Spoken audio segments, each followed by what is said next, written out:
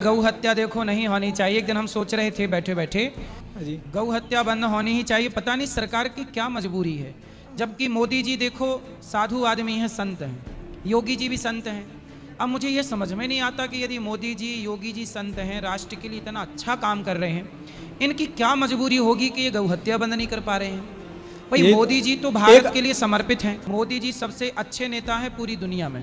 अब मुझे आप बताइए मोदी जी कि आप इतने अच्छे नेता हैं, उच्च कोटि के चरित्रवान हैं और साधुओं की तरह जीवन जीते हैं। अब मेरी प्रार्थना केवल इतनी है मोदी जी से कि आप इतने अच्छे हैं, साधु स्वभाव है आपका, राष्ट्र के लिए आप जी रहे हैं, मर रहे हैं, समर्पित हैं, आपकी राष्ट्रभक्ति में कोई प्रश्न चिन्ह कभी खड़ा नहीं कर सकता।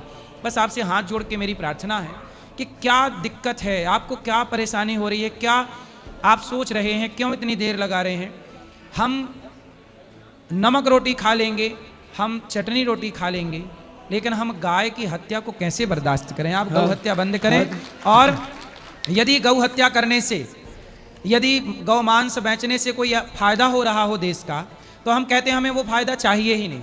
हम वो फायदा ना लेके हम 56 भोग ना खा के नमक रोटी खा लेंगे। पर हमारे भारत में, जिस देश में गाय के लिए भगवान कृष्ण आए, जिस देश में राम आए गाय की रक्षा के लिए, जिनकी सेवा से, गाय की सेवा से जिनका नाम गोपाल पड़ा, जिन भगवान की हम पूजा करते हैं, शिव के मंदिर में गाय का बेटा प्रथम दर्शन देता नंदी बैठा है, उस देश में, जिस देश में गाय को माता कहा जाए, उस देश में गौ हत्या शोभा नहीं देती। मोदी जी यदि आप गौ हत्या बंद कर देते हैं तो सदियों तक, मैं कह सकता हूं कि युगों युगों तक आपका नाम रहेगा कि आपने गौ हत्या बंद की।